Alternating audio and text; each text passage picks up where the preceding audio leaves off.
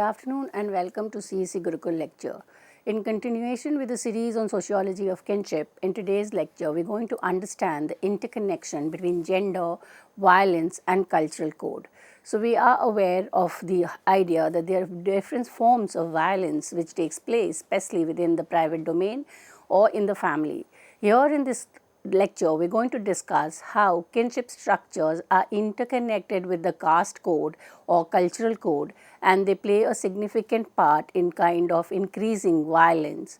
In this context, we are going to understand the nature of the relationship between caste, gender and violence with special reference to North India. So, culture plays a crucial role in shaping attitude and behaviors towards gender and violence. In North India, cultural practices such as dowry, female infanticide, child marriage and honor killing perpetuate violence against women.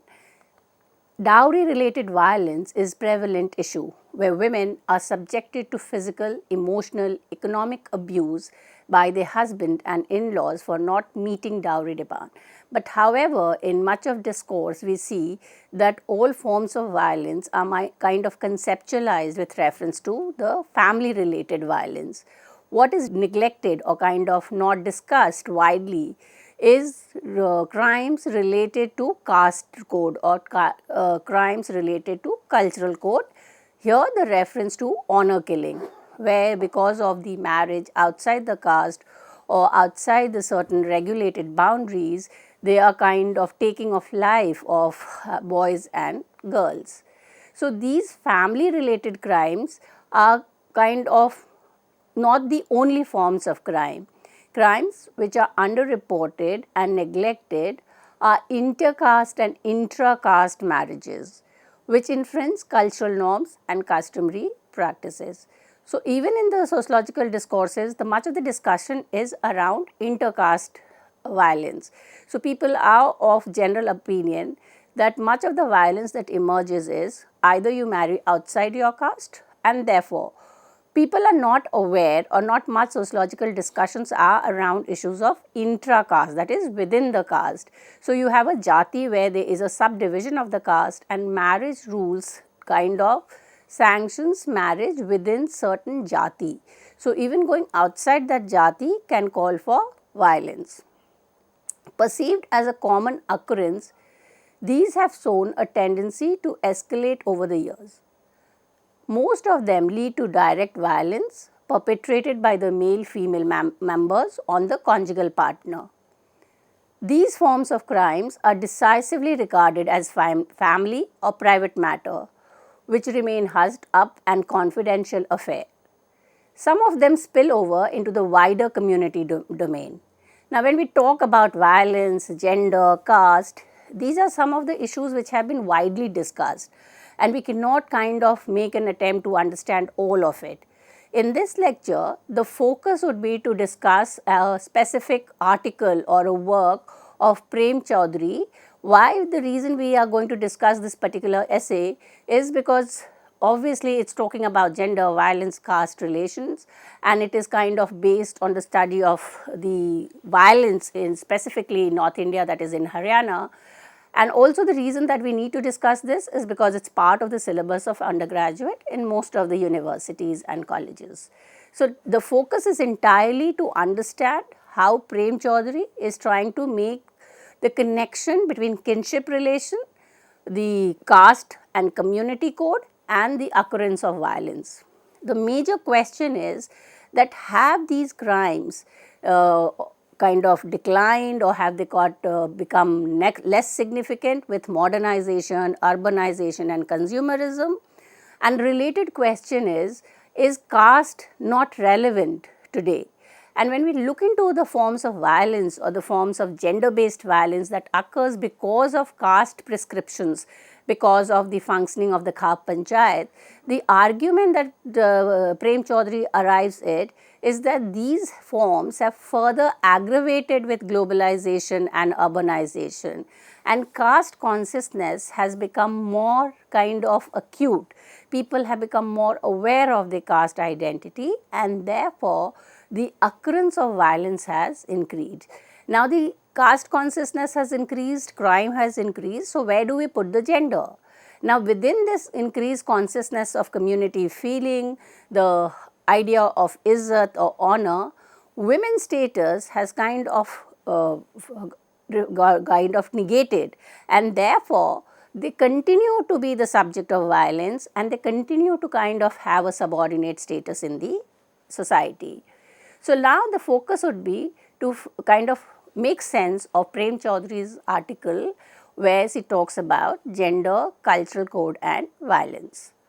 So, the visible manifestation is the greater emphasis on enforcement of caste and kinship code.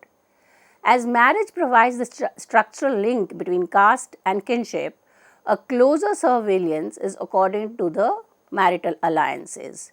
Now, why do we need cultural codes and how do we understand cultural code?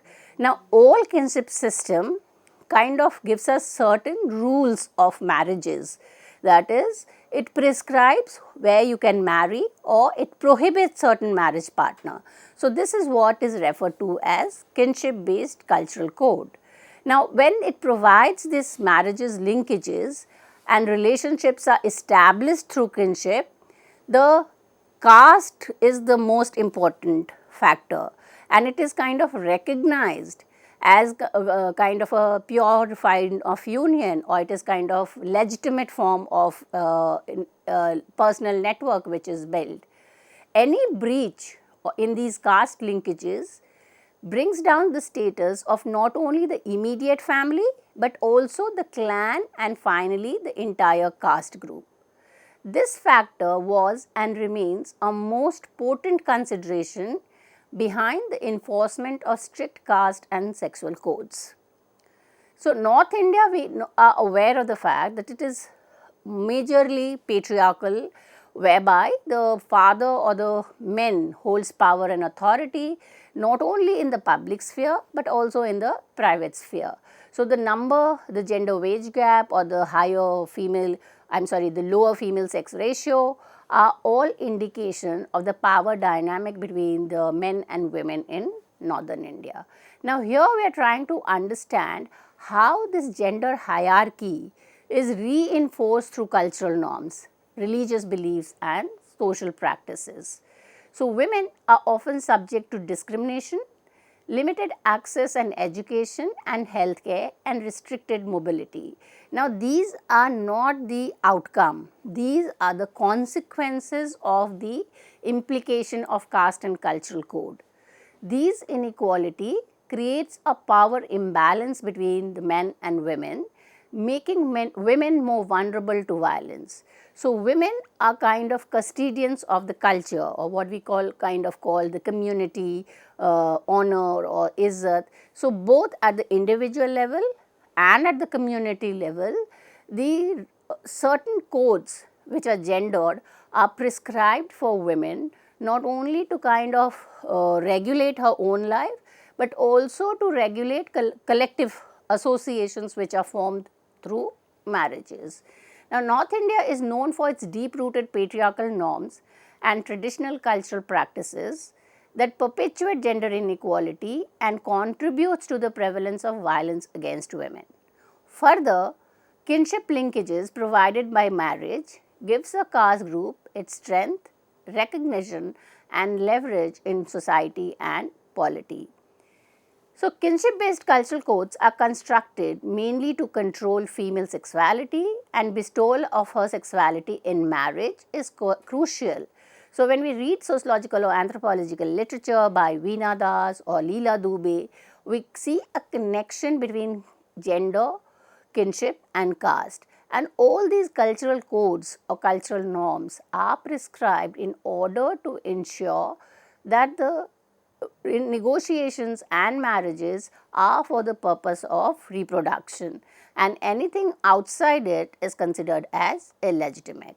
So, all feminist theories kind of tells us that women are not supposed to breach the cultural code, and if any breach in these caste linkages are there, it brings down the status of not only the family, but of the entire caste group or even the entire community. Now, any infringement of the prescribed codes commonly evokes a violent response. So, they are so strict, they might not be written rules, but through vocal and through kind of confirmation to this, it becomes so strong or so stringent that any breach by anyone can lead to a caste based violence or gender based violence. A challenge to this code has repeatedly come from both within caste and outside. So, we know that there are certain codes which have been there and it had been working, but what is important and how Prem Chaudhary kind of tries to make a sense of this is that we know there are a lot of changes taking place. There are change in power dynamic, democratization has happened, and economic opportunities are more there. So, the question that arises is that has democratization and opening of economic opportunities altered the power dynamics, or in a simple word, is there a possibility of moving out of this cultural code, or are the punishment of infringement becoming less because you have a legal system, you have the democratic system, and are the public or the private domain or caste based rules still significant in regulating women's life. So, the two process which Prem Chaudhary kind of discusses here is democratization and opening of the economic opportunity. Democratization has led to the growing resentment and assertiveness of the subordinate lower caste and class, not infrequently has resulted in intercaste license which infringe the upper caste norms and sexual code. Now, the second factor is the changing economic opportunity. Now, when the younger generations are now getting better economic opportunities, they are challenging the caste kinship ideology held by the leaders who were generally the senior men in the society or the village or community. And the younger generations are kind of widely rejecting, because they kind of do not want to go on with these traditional rules which kind of looks as it is kind of closing their network, or it is reducing their context. And also because there is a lot of now transportation, communication, wider discussions of issues. You have the internet and websites. So, the communications have improved, and therefore, the younger generations are kind of not ready to go by the traditional rules of village exogamy, or kind of not going in for intercaste or intercaste marriage because of the question of honor. These challenges are the result of urbanization influencing the rural periphery and semi-urban linked social group. However, despite changes, these cultural codes are strictly maintained by invoking claims of tradition, culture and honor. So, both the trends are going on. On one side, because of globalization, urbanization, opening of economic opportunity, a number of individuals are trying to break the cultural code, whereas there is a larger population who are trying to prevent the breaking of these rules, or they are going to continue with this. And why they kind of want these rules or cultural codes to be in place is that they want the tradition to be pure. They do not want to kind of question the authenticity of these culture, and therefore, there is a continuity despite larger power dynamic changes. Now, how are these codes enforced? And if enforcement are not there, why is violence legitimated? So, these cultural codes are enforced through the use of power, whether that be of caste, class, gender or seniority, and if all these power dynamics fail, violence is the way to enforce cultural code. The more vocal opposition and violence is traceable to those social group which stands to benefit most by bolstering these cultural idea. So, basically the argument is that the violence in a way is not only legitimizing this cultural code, but it is also legitimizing the power dynamic. So, the upper caste want to continue with their higher position, and therefore, they want these rules to be in place so that their power is not shaken. A great deal of this reaction can be traced to the insecurity created in the property matter, which has increased due to the legal enablement of family, especially a daughter to inherit property. This intersection between caste and class has generated anxieties which have reinforced certain concern voiced in terms of tradition and caste code. In fact, the emerging upward mobile group under new socio-economic opportunities, education and apparent modernization saw a fractured response to these code. So, just as we have a kind of a multiple approach to the legitimacy of these cultural code, the response due to the impact of these socio-economic change is also mixed. Some show deviance, yet others lead in upholding caste community norms and practices. Both these responses result in furthering caste solidarities as well as caste hostilities, with one feeding the other. So, it is kind of parallel. Your solidarity becomes strong among those who want to kind of continue with the code because they feel that it is a question of the status of that particular caste or particular community, while those who are kind of defining it or those who are rejecting it are kind of creating a hostile group. So, there is a solidarity being built, at the same time there are certain level of hostility being faced. Now, if we look into the cases of violence, and when we read the article by Prem Chaudhary, it is giving several cases of violence which has taken place in Haryana because of the breach of cultural code.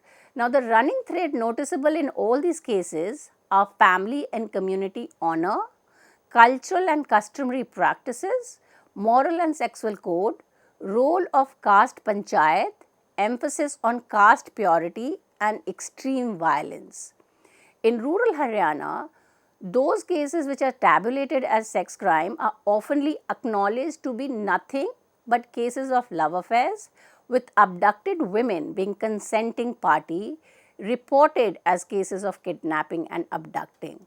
Most such cases result in the physical elimination of the girl and the boy, and these are kind of not considered as, say, suicide or murder, but they are covered up by the community, by the police, by other parties, in order to say that these are not kind of grievous mistake, but something which was disturbing the culture, something that was disturbing the community. So, it is kind of sanctified. They are kind of considered as good, or they are considered as correct for the maintenance of the honor of the community. Most such cases, the crime have been committed in public, yet for want of evidence, the police is not even prepare the challan or muster evidence of the villager. Indirectly, Prem Chaudhary wants to kind of argue that there is a wide public acceptance of this crime. And why is there an acceptance? So that someone from the lower caste are taught a lesson not to break the hierarchy or not to cross the caste lines, and therefore, it is not kind of considered a part of the legal system where such crimes are taken hold. So, the crimes are mainly done in the name of upholding honor, not only goes unreported, but if reported, the police takes a casual approach. Police in North India, heavily drawn from upper caste dominating group, is casteist, and therefore, they are not interested in kind of taking the case further. In law keeping, socio-political role of such force has proved to be highly dubious. In matters such as these, they are known to watch from sideline. In their opinion, social issues must be resolved by caste leaders or the caste panchayat and not the law of the hand. So, the police takes a side step, and it is left for the caste panchayat to decide on the case. And most of the time, the caste panchayat or what is also known as Khap Panchayat, are playing the role to protect the caste identity, to maintain the honor of the caste, and therefore the crime is considered as sanctified. The rural opinion is heavily in favor of punishing those who violate social norms or the rural society so that others can learn a lesson. Caste members see the killing as execution and just punishment awarded for breaking caste norms and boundaries. In all such cases, the village or caste izzat is prioritized by villager in general and leaders in particular. The greatest danger to the ideology of izzat comes from the female. A female dishonors her family, clan, caste and community by her shameful conduct. The dishonorable conduct on the part of a daughter ruins the family forever, leaving the parents unfit to show their faces to the biradari and justifies in their eyes the extreme step of even killing her. So, if we read Veena Das or if we read Leela Dubey, they are also kind of talking about how your honor or izzat, which is of more importance, the biradari is of more importance, at which you even kind of ready to give up your kinship. So, a father is ready to take the life of a daughter in order to prevent the izzat. So, she talks about mask and faces, where in order to show your reality you wear a mask and you are ready to kind of commit a killing of your own family. So, when we look into the concept of izzat or honor, we see that there are kind of several research being done, and Veena Das is kind of looks into the concept of honor killing at the expense of human sentiments and values. According to Das, it demands a sacrifice of the natural ties created by biology and kinship morality, stresses the transcendence. Consequently, the natural bond of love and kinship are sacrificed for higher ends of morality and upkeep of honor. This behavior is grounded on the belief that, like the social order, individual personality is also purified.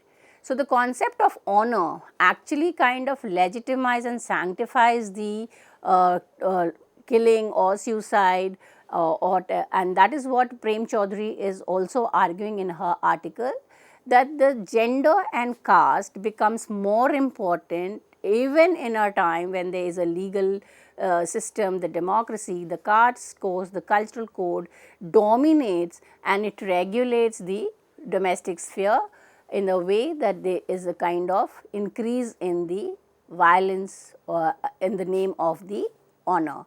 So, with this I come to an end of this lecture. Thank you.